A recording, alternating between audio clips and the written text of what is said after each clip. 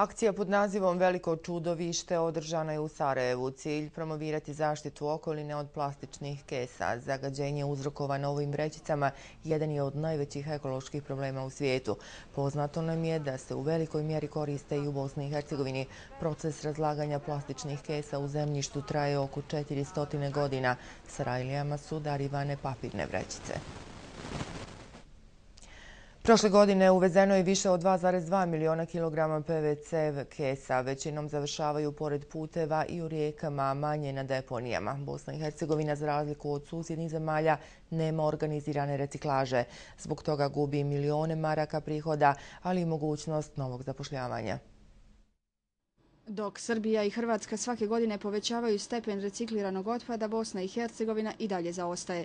Zaokružen je zakonodavni ambijent, ali nema konkretnih efekata na terenu. I mi smo praktično izgubili cijelu jednu godinu u kojoj smo mogli pokrenuti proces i omogućiti ne samo recikliranje, već otvaranje novih radnih mjesta, otvaranje novih firmi, zapošljavanje novih ljudi, što je najvažnije, uklanjanje otpada iz okoliša.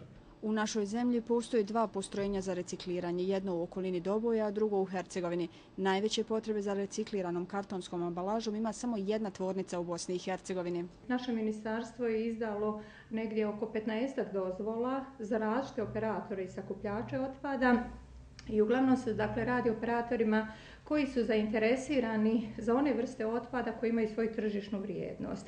Najviše se recikliraju papir, željezo i aluminij. Oni se efikasno i prikupljaju. Sve što se može prodati ne može se naći u kontejnerima ili u prirodi. Prosto se treba postaviti jednostavno pitanje. Zašto niko ne vidi da umjesto boca koje plivaju u Miljarskom, u stvari to plivaju novci, plivaju marke, jer svaka ta plastična boca koja pliva u koritu Miljarske može danas biti reciklirana, odnosno onaj ko nju donese na mjesto za reciklažu, recimo može naplatiti 10 pfeniga. U Sarajevu postoji postrojenje za sortiranje otpada. Svakodnevno u njemu završe tone otpada.